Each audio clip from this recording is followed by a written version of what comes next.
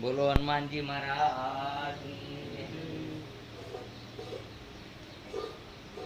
ગમે ત્યારે તમે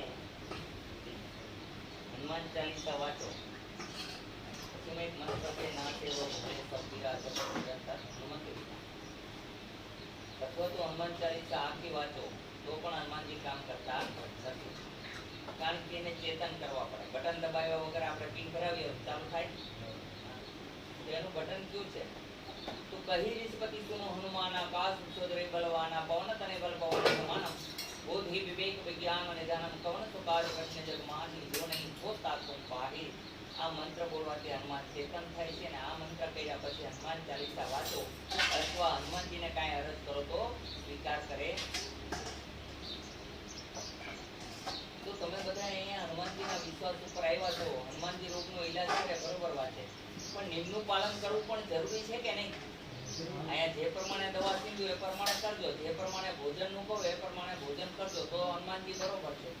પણ હવે તમે એ પ્રમાણે હાલો નહીં તો શું કરશું? એક નિશાળની અંદર ઘણા બધા છોકરા ભણતા હતા, તો કોઈ ઓફિસર બન્યા સારા સારા, કોઈ વકીલ બન્યા, જજ બન્યા, કોઈ ડોક્ટર બન્યા. એક ભાઈનો છોકરો ચોર બન્યો, એટલે ભાઈએ સાહેબને કીધું કે આ બધાના છોકરા આટલા બધા હોશિયાર બન્યા, મારો છોકરો આમ કેમ? તો કે શિક્ષક તો સૌ ગ્રહ સરખી સારે બધાને બરોબર જ ભણાવતા હતા, પણ તમારા છોકરાએ કોઈ ભણવામાં ધ્યાન ન દીધું, નદીએ નાવા જ વયો જાતો.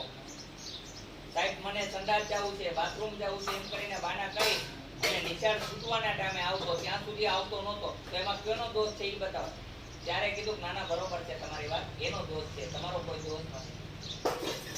અમે તો અહીંયા બધાને સરકાર કરવા માંગતા હોય, સારા જ કરવા માંગતા. તમે નિયમનું પાલન ના કરો તો શું કરશું? એક કરે ને એક ન કરે તો એકને સારું થઈ જાય ને એકને ના થાય. પછી કે હું આવ્યો તો પણ મને ના થયું. એનું કારણ શું છે? આપણે નિયમનું પાલન નથી કરતા. બીજા નંબર જે સત્કર્મ કેવા છે? જેમ ઈશ્વરને તમે કોઈ જોયા છે? નથી જોયા. તમે આજે આ નેટ મેળવો છો તો નેટ કેવી વસ્તુ છે તમે જોયું કોઈ કે પકડાય છે એ બરાબર ખબર પડે. એમ ઈશ્વરનો પણ અહેસાસ થાય તમને. જોજો ક્યારે તમારું કોઈ કામ ન પતતું હોય ને પતી જાય એટલે સમજવાનું કે ઈશ્વર પાસી ગયો. એટલે ભાઈ માણસને ગમે એટલું કહી તો ના પતે, પણ ભગવાનને કહી તો પતી જાય. કોઈને કોઈ સ્વરૂપે ઈશ્વર મદદ અવશ્ય કરે છે. ઈશ્વર ક્યાં સ્વરૂપે છે? કે પવન રૂપે છે. કેવા રૂપે છે? પવન રૂપે. હવાનો ઝોકો આવે અને જતો રહે એમ ઈશ્વર આવે અને ઈશ્વર છે તમને અનુભવ કરાવે, અહેસાસ કરાવે, પણ આપણે સ્વીકારતા નથી. એ પરેશાન. જેમ આમલા મોટા મોટા ઉભા કર્યા હોય નેટ મેળવવા માટે, આ મંદિરો બધા એક નેટ છે, એક નેટવર્ક છે કે તમને ત્યાં જાવ એટલે નેટ મળે, પૂરેપૂરું મળે. પણ ત્યાં ગયા પછી ન નેટ મળે તો એ આપણે સમજવાની ભૂલ છે કે આપણા મોબાઈલની ખરાબી છે. તો નેટ ન મળે, બાકી તો મળે. એટલે આપણે સમજવું જોઈએ સત્કર્મ કરવાના. કોઈ મંદિરે જાવ કે ન જાવ પણ સત્કર્મ કરવા. ધર્મથી શ્રેષ્ઠ છે કર્મ. ભગવાન કૃષ્ણને અર્જુને પૂછ્યું કે શું મોટું શું નાનું? બે પાપ 24 કલાક અગરબત્તીને દીવાધૂપ કરવાથી પ્રભુ નથી મળતા, કે સારા કર્મથી કરવા મળે છે. કોઈની બુરાઈ ન કરવી, અદેખાઈ ઈર્ખાઈ ન કરવી અને સત્કર્મ કરવા. કોઈ ભૂખ્યો છે તેને ભોજન કરવું, કોઈ ગરીબને હેલ્પ કરવું, આ સૌથી મોટું ભજન. આથી મોટું એકેય ભજન. અહંકારમાં આવવું એ મોટું પાપ છે. બોલો હનુમાનજી મહારાજ. ચાલો જેટલાને પગ દુખતા હોય એ બધા પગ ખોલી નાખો. બેન આ બાજુ આવકારી થોડાક, એટલે પગ તમારા ઉપર રહે અને તમે બરોબર પગ ખોલી નાખો. પગ ખોલી નાખો. જેટલાને પગ દુખતા હોય તમને શું ભેગા આવ્યા હોય ને બહાર આવ્યા. જેટલા ભેગા આવ્યા છે એ બધા બહાર જતું એવું નમ્ર વિનંતી.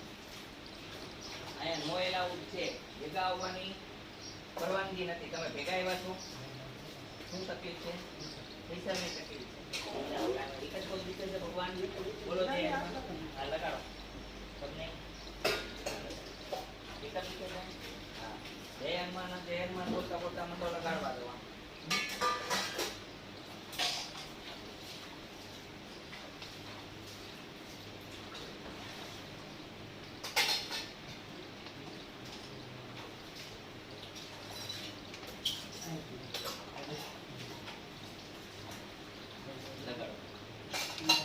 મનો લગાડવા દવા બધા ઉપર ઉપર ન લગાડતા, નીચે પણ લગાડજો દવા, હો ને બરોબર ઉપયોગ કરજો. અને બહુ ઘસતા નહીં. આ દવા પૈડી લગાડો ભાઈ, એ દવા પૈડી એનો ઉપયોગ કરી લ્યો, સદુપયોગ કરવાનો. પછી જાવ તમે પિક્ચર વાળા ભાઈ.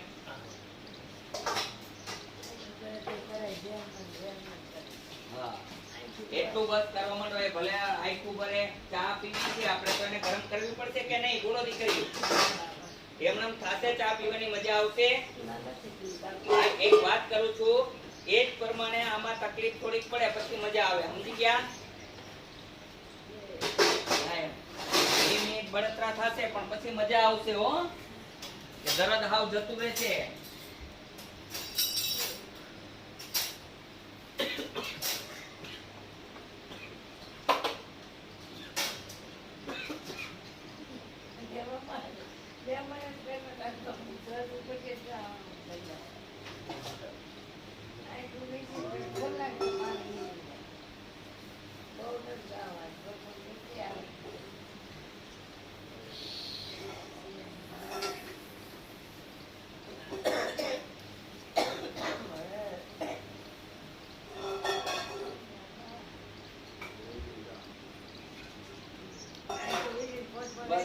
બસ બહુ ઘસોમાં જય હનુમાન બોલવાનું ચાલુ રાખો ખાલી.